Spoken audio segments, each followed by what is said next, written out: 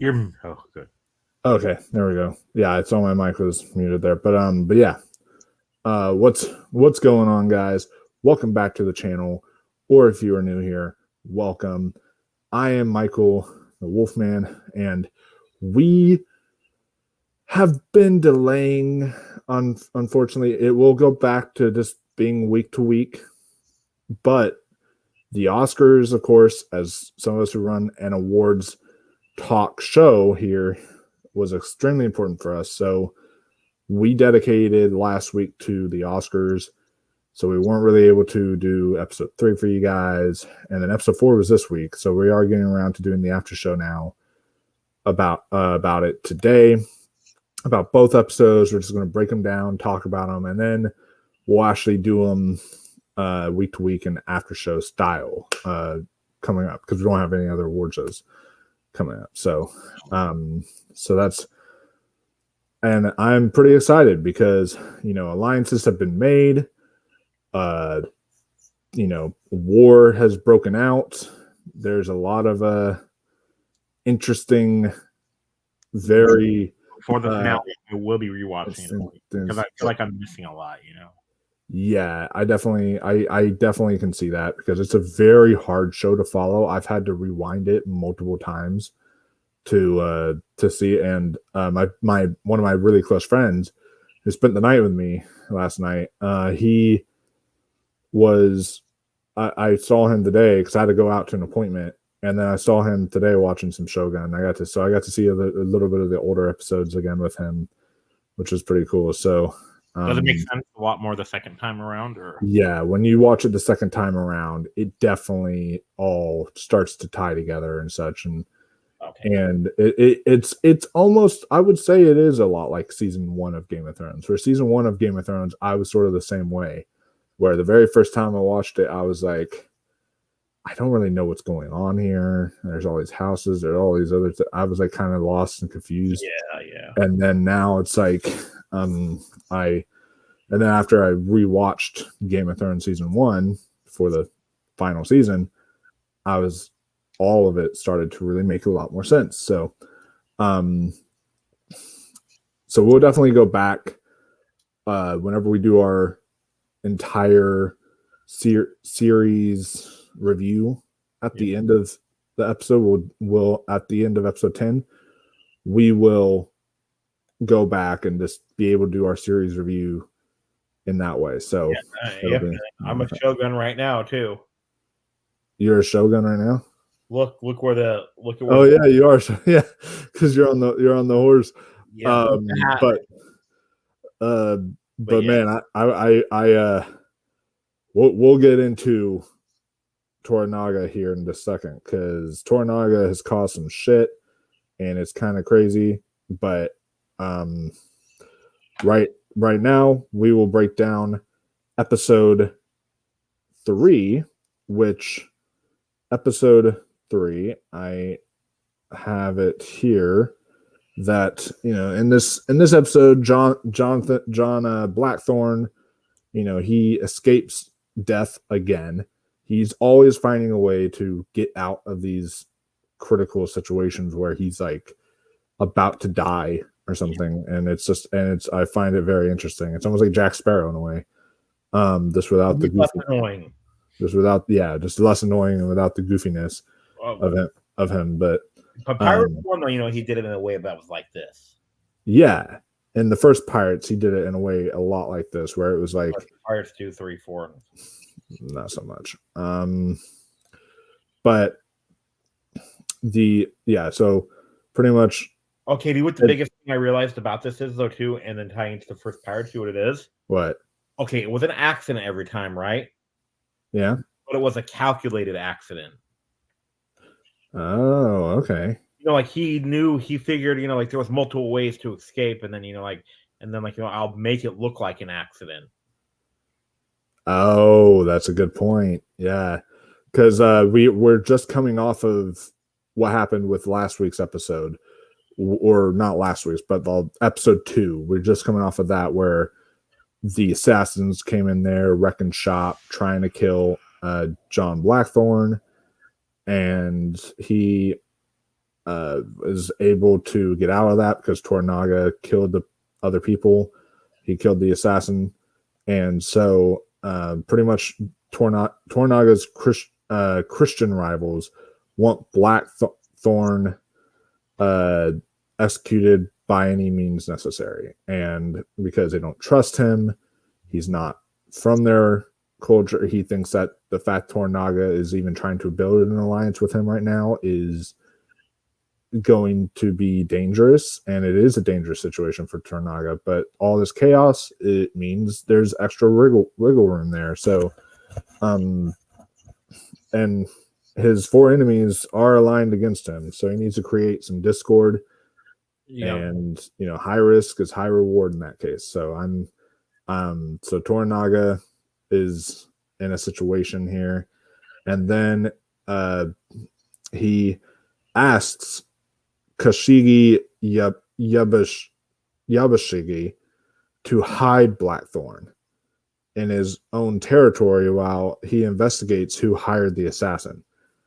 And then he correctly assumes that it was Lord Kiyama, his main Christian rival, and the regent who is currently profiting the most from Spain and Portugal's presence in Japan. And then Blackthorn is to leave in secrecy with Yabashuki.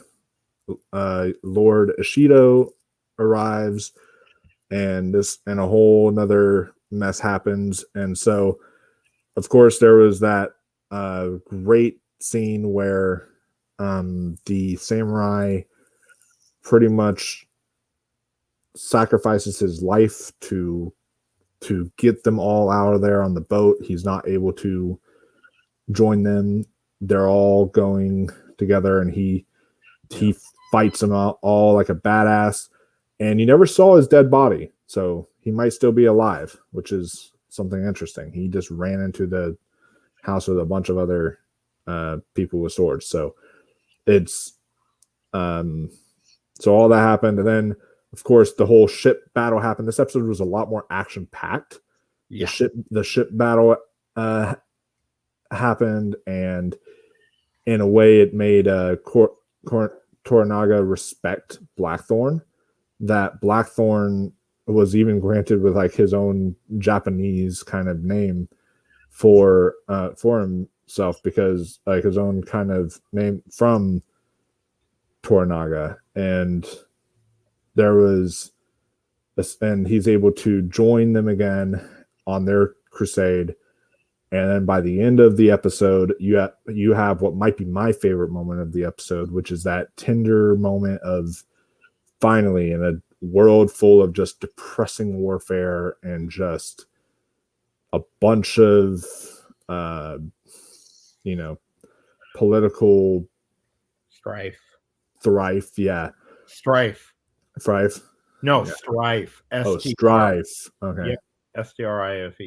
Yeah, a bunch of political strife.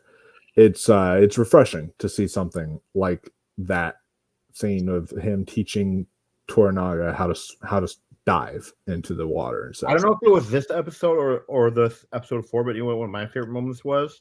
What? Was where you seen like him and the girl just sitting down talking. That was episode 4, so we'll definitely get to that one. Yeah, because that was my favorite moment.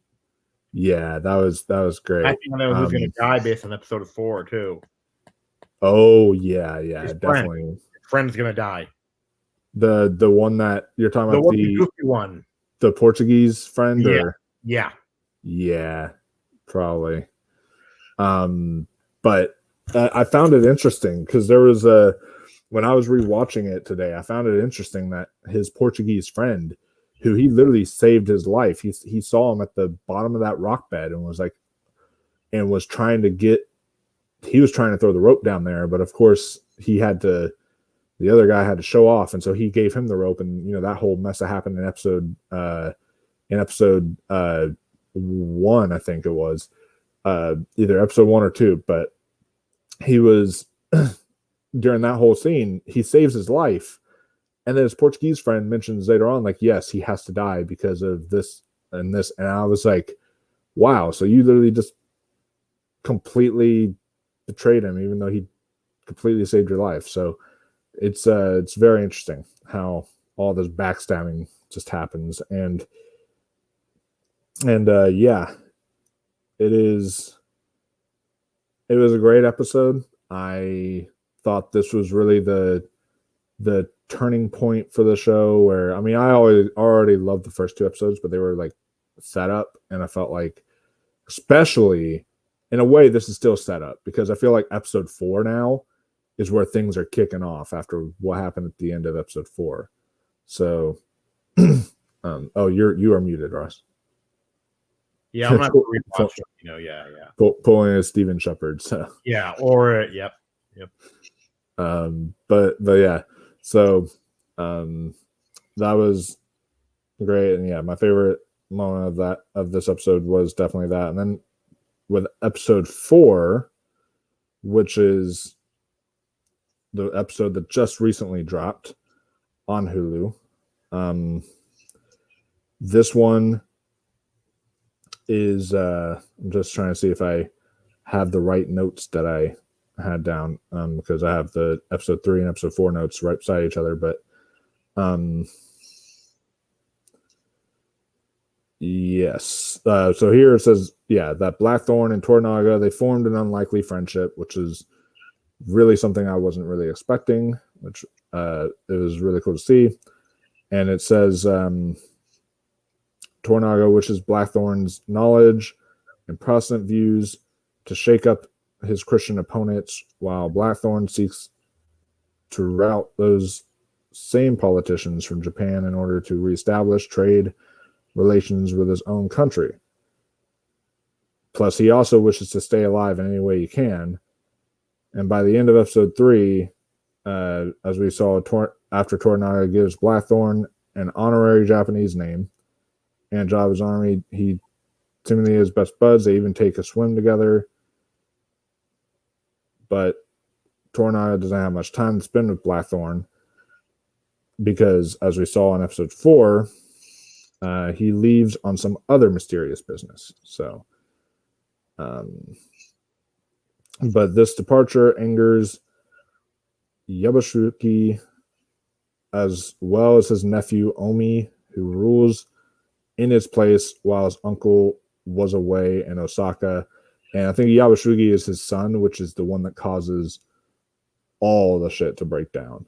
Yeah. Toranaga's absence also proves to be dangerous for Blackthorn, who is unfamiliar with the language, the culture, and the task at hand. Luckily, he has Lady Mariko by his side as his translator and a little something extra.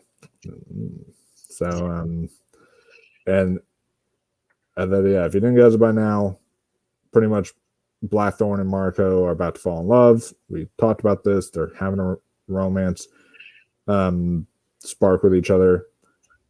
And it says she's somehow into the fact that he's always raving and yelling, which immediately continues this week when his quasi-captors refuse to let him see his men, ship, and guns. The Englishman, who has a wife and children back in London, mind you, is also shocked when he's gifted a female concubine and a house.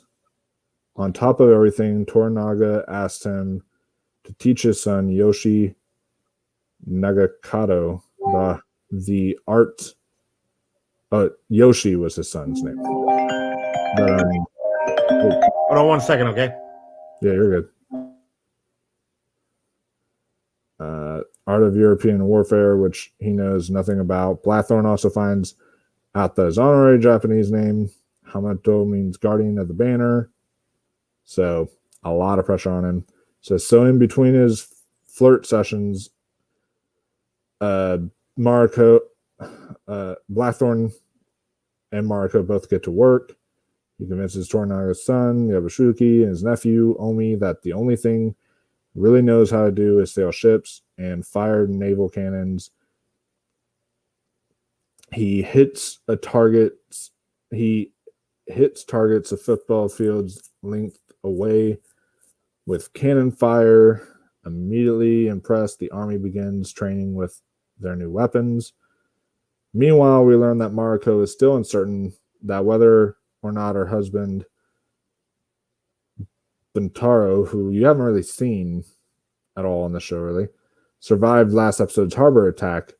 After staying behind in Osaka to ensure Toranaga's escape, he fought off Lord Kiyama's men and disappeared into the melee. You think he died in the fight? You're good. Yeah, you're good. But Taro seems like he's a human tank. For one, he's the son of one of Toranaga's most trusted advisors, an elderly man named Iron Fist Hiramatsu. Plus, we didn't see his death, so you know how that is. I love the old man too. Oh yeah, the old man, he's great. And I loved in this episode. No, I mean not the main old man, the one that was outside, that was in the village thing when they were talking. Oh yeah. And I loved in this episode that they gave him they gave him like the samurai sword. That one girl who lost her own baby and everything like that. She stands up for him like a badass and uses her because they want his guns and everything, and she's pretty much holds the guns up to him saying, no, it's my job to watch these, I'm taking them, y'all can go on your merry way now. And it's like, oh, okay, damn, she's got some feistiness to her. And so yeah, it was filled with a lot of heart, a lot of action, of course. And then of course we get to the part where that after Blackthorn apologizes for his rudeness and tries the local food, there's the scene where where he's eating that like food that they give him, which was really nice. She just so happens to find him skinny dipping in a nearby spring. The couple talks all night, imagining where they would go in London if they were on a date. Blackthorn says that they would see a play and then go on a long walk. Mariko loves his answer. Yes, she says with a deep sigh. Did you write it down or? Yeah. This is what I write down, like what the play or which part are you talking about? No. I just mean like what you're reading. The summary. Yeah. I was able to write some of this down, and I'm also I wrote some notes. So I'm going based on some of the notes I'm writing, plus also an article. So I'm like kind of going back and forth. I'm just wondering between the two. Yeah. So some of them I have written, and some of this I have written, and some of this it's from this article. So it's like a mixture of two things. So, but because I would take some stuff from the article and write it down. So that's I get it. But yeah. But Black. So then Mariko trauma dumps on him, like when it's time to tell the Bachelor something very important on a one-on-one date. Mariko confides in Blackthorn that she comes from a very tragic family, complete with flashbacks, which I assume are the teasing future reveals. So that should be interesting. And I think I know probably what's going to happen. There's going to be some abuse, Oh yeah, which definitely I think we'll have a whole episode going into her backstory and just how it how she's and when episode 9, episode 8 or 9. Yeah, I think it'll be like because usually what happens is they will do something where a lot of shows do this to where they will have episode 8 end crazy, like it's a penultimate episode, and you're like, whoa, what? And you're like that kind of thing. But then the next episode after that doesn't even bring it up. It's just all flashback episode, and it's like, oh, and so then you have to wait 2 weeks to figure out the answer to what actually happened and all that stuff. So that might be what they do at one point. But yeah, and then Mariko visits Blackthorn later that night while he's sleeping, and the two get it on. And that's what are there. And then of course the next morning it's back to politics. Lord Ashido sends his warrior to inspect the new news he received. Toranaga is readying his army for war. Yabashigi, who continues to play both sides, also denies a request to travel back to Osaka and renew his loyalty to the council. Returning to Osaka currently means death, so Yabashiki offers Josen a private demonstration to sharing their knowledge of naval cannons with the enemy. So instead, Toranaga's son, Akado, turns the cannons on his men and shockingly slaughters every single one of them. Yes. Oh my God, that and Josen says with his last breath, "This is not how samurai fights, you savages." His grunts are all loud, his limbs missing, blood is everywhere. The surprise barrage is a marvel of practical effects, which is really interesting. Like, that was really, really great to see just some gnarly practical effects there, even though it was hard to watch. And then pretty much Marco says it is war, which hints at the fact that we are now going to have a war thanks to Yoshi's decisions here. And I assume next week Toranaga will return because of what happened, because Toranaga is pretty much the cause of all of this happening. So it is, it was just a crazy way to end it. I was not expecting that because, while these samurais can be very much like savage type of people where they'll kill you based on your religion, they'll kill you based on other, like, they still have this weird sense of honor to them. That's why Sabuki is such a popular thing because amongst samurais, because that is a way of saying I'm honorably going to take my life now, just to just because I won't survive this or something like that. And so, like, a lot of them are about honor. And by Yoshi just completely mutilating Jojen's army like that, it's going to like be insane now. What's going to come of this? And it's going to definitely be entertaining to see. Definitely going to be intense to see. But this is where I feel things are really going to kick off now. Is from the events of episode 4. And you're back, Steven Shepard. Okay, yeah. But we do have a comment, just to let you know. One. Yes. So we Ari says that he's behind. So I know how to fix that too, but I won't say. Yeah. You know how to fix it, right? Just by watching it on Hulu, or or that's something else too. But yeah, that's true. But yeah, so definitely and I mean, hey, you were behind for a little bit, but then you caught up, which is nice. Yeah, but no. But they're the because plus the Oscar though, that's true. The chat have solid. Yeah, but so that was all pretty crazy. I have a feeling too. You said that Blackthorn's friend's gonna die. I think Toranaga's son is gonna die now. I think that's just a must.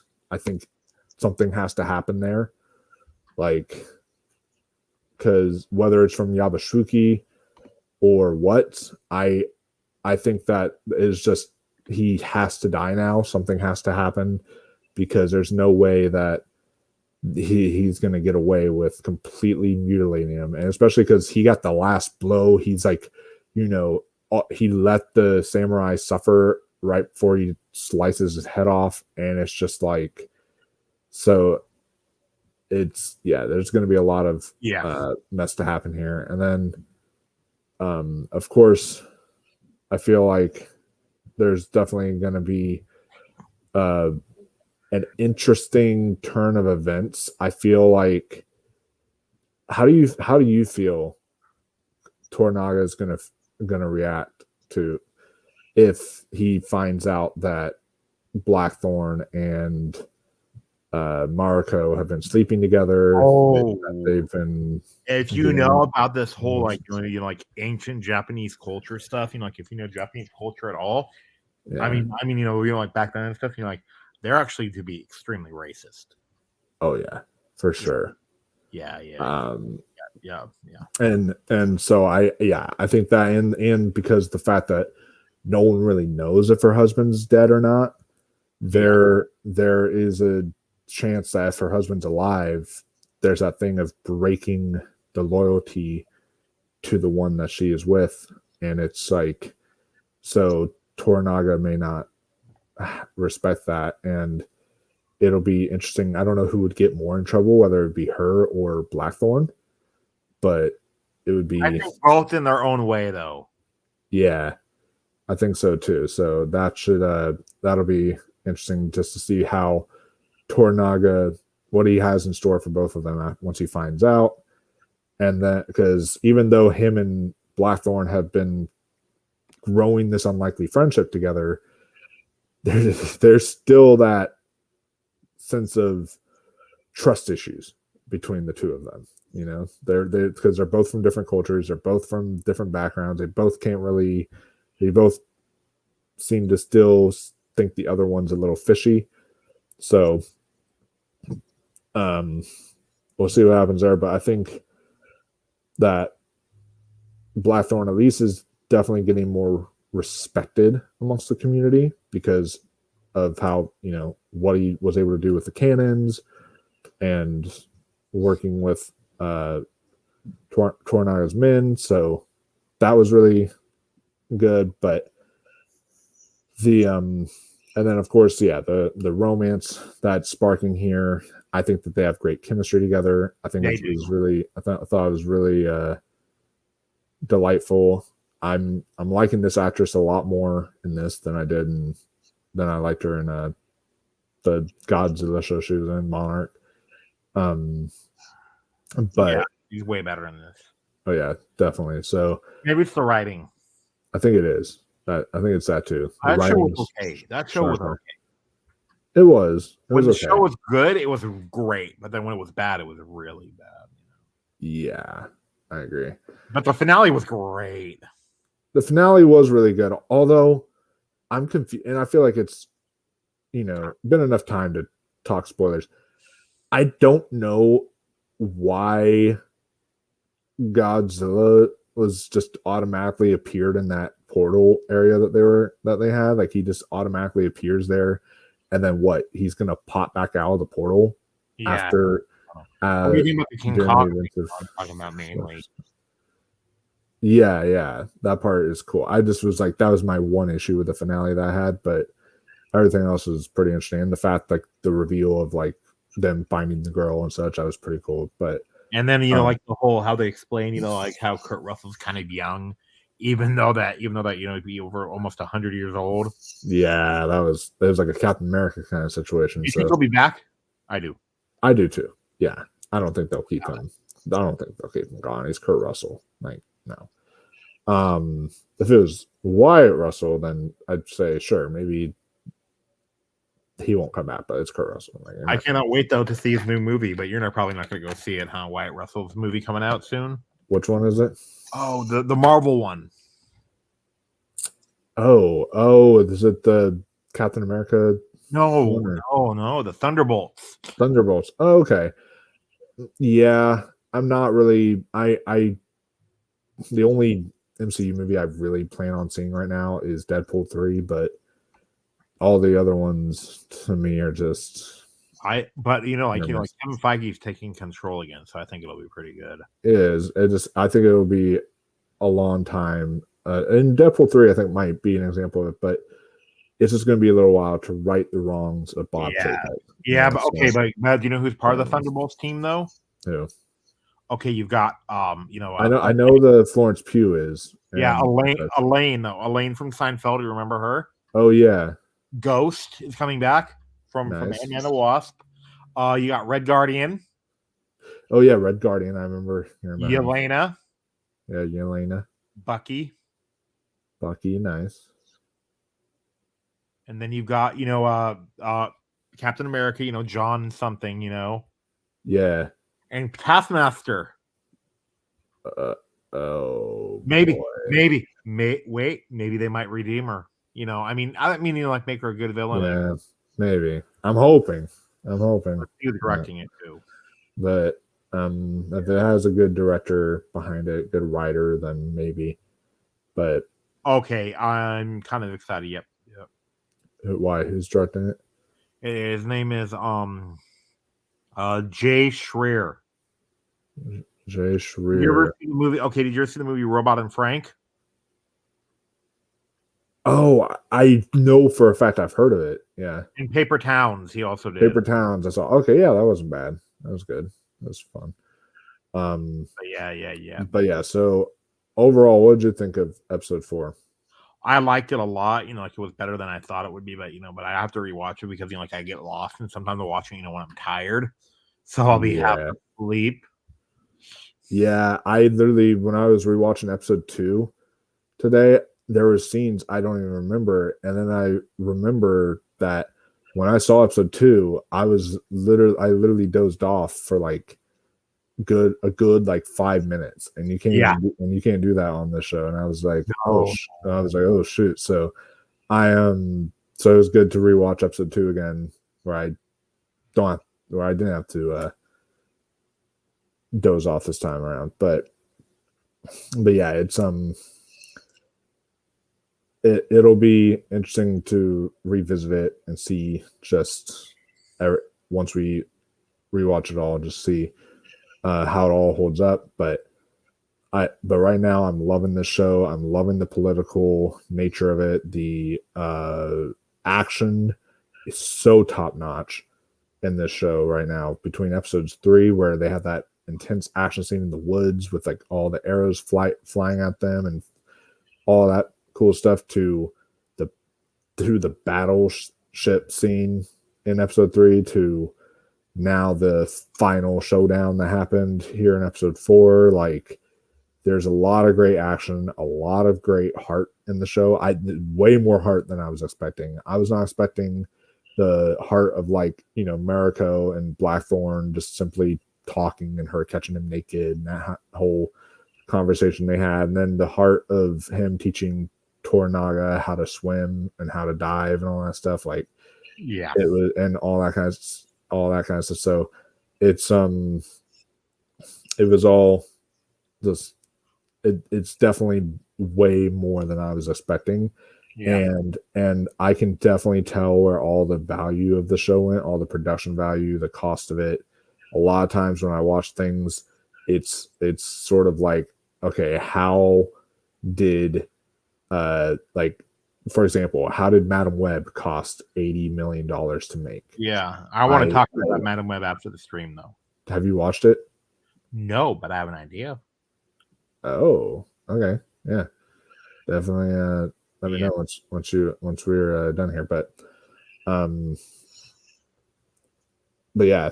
So, what kind of predictions do you have for next week?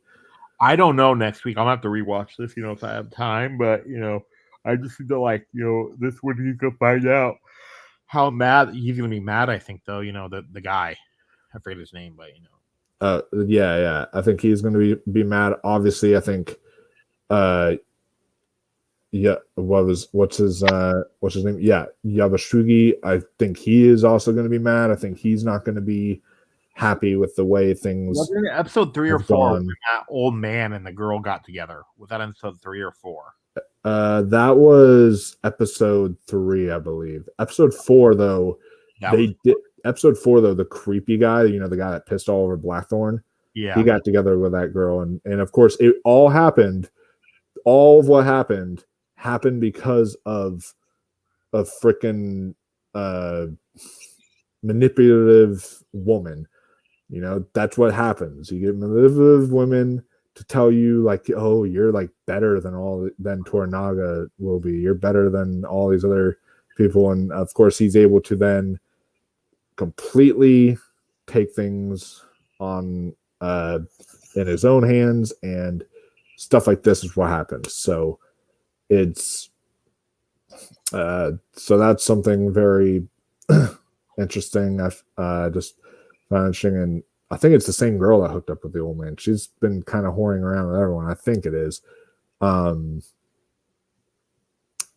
yeah, I know that my friend today, Zaire, when he was watching, I think it was episode 1, he was so grossed out by Yoshugi watching those two have sex, and she's like, I need to please my master and all that. And he was just like, what?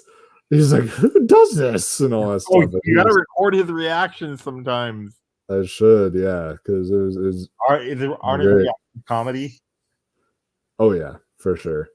When taking him to see the Love Lies Bleeding yesterday, it was just absolutely great. What movie did you say did he scream so bad in? It was Barbarian. Okay. When she breaks out the door and he was like, "Oh, holy shit!" And he like actually screamed super loud. He died from laughter. I was laughing so hard. It was so funny. I gotta show you this guy whose reaction might be funnier than Zaire's. Oh, really? To Barbarian or no, just in general, like when he rides roller coasters. Oh, roller coaster reactions. I love those things. No, I gotta show you this guy because he reminds me of Andrew too. Oh wow, nice.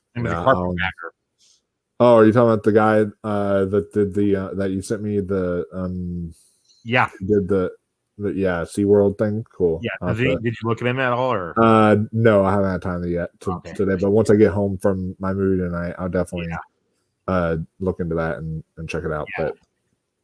But yeah, guys, so I think as far as predictions for next week, obviously Tornado will return. I think that you will get some war at least is going to start breaking out here soon between the different factions, and that's going to be something interesting.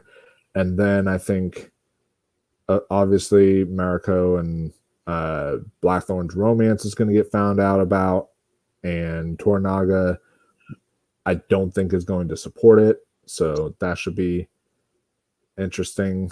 And I do think his son Yoshi is going to die. And then you said you think Blackthorn's friend's going to die too. Yes. Either not this episode or the next one. Something big is going to happen. You know why? Why? We're at the halfway point. That's true. We are. So it's or we're about to get to the halfway point because episode 5 is the halfway point. Yeah, no, that's what I mean by something's going to happen in episode 5. Episode 5. Oh, at the yeah. I see what you're saying. Yeah. And which would be insane because something that already crazy has happened in episode 4, but we'll have to see what happens with episode 5 and where that goes, because I know it's just going to get crazier and crazier from here. Somehow they're going to do, they said that this is going to be one season of television. Somehow they're going to do all of this show or all of the book and cram it into one season of television. I don't know how it's going to work, but they're somehow going to do that. And the episodes are pretty long. I appreciate that. They're I think the last episode 4 was like 57 minutes, I think. Yeah. And then the episode before that was like 53. So they're at least still managing to stay in that 50-minute to an hour. Yeah. Maybe even over an hour kind of range. So I do like that one a lot. So that aspect of it. So yeah, well, you guys can join us here next week, probably either that Wednesday or Thursday, to give you guys our thoughts on episode 5, and it'll be fun. See where it goes from here. So, do you have any other thoughts? Oh, no. Yeah, I don't either, but keep on following us, guys, because we will continue doing this after show for you guys week to week. It'll be really exciting. Also, guys, as far as stuff coming up on the channel, tomorrow night I have my drinking game for Leprechaun Back to the Hood, so you guys can check that one out. Are you almost with them all, or have you started them all? I'm on Leprechaun 4 in space, so I have to really fly through them. How is it? In order to not good. Maybe that's their second favorite one. Who? Haunted Hippie. I mean, it's better than Jason X. I'll say I know, that. but do you know which one is her favorite one? The newest one, she said. I actually did hear that one's not bad. I do need to check but that one out. she didn't like parts 2 or 3. She said 1, 2, or 3. You know. Oh, really? Wow. Because right now 3 is still my favorite. Mine too. Until I see, maybe or once or not Origins, because I heard that one's sus, but Leprechaun Returns. Maybe that one will be my favorite. I'll have to see once I watch it. But yeah, I'm hoping to get those all done for you guys by the 17th. So then I can do a ranking of the entire Leprechaun franchise for you guys. And I'm definitely looking forward to trash on a lot of those ones. But then also talking about movies to review and not trash on, I saw Love Lies Bleeding last night. So if I might going tonight, I think I'm pretty Oh, awesome! If you do, then let me know because I'm thinking about doing a review for Love Lies Bleeding on Sunday for you guys, and then also I'm seeing Arthur the King, which I may or may not review. It all depends. I might review it for you guys, but I definitely want to review Love Lies Bleeding, and then so you guys will definitely can see all that coming to the channel, and yeah, just subscribe for a lot of great content, a lot of great reviews, after shows, a bunch of different stuff. So I will see you all in the next video. And until next time, stay classy, my friends, and keep on watching that TV.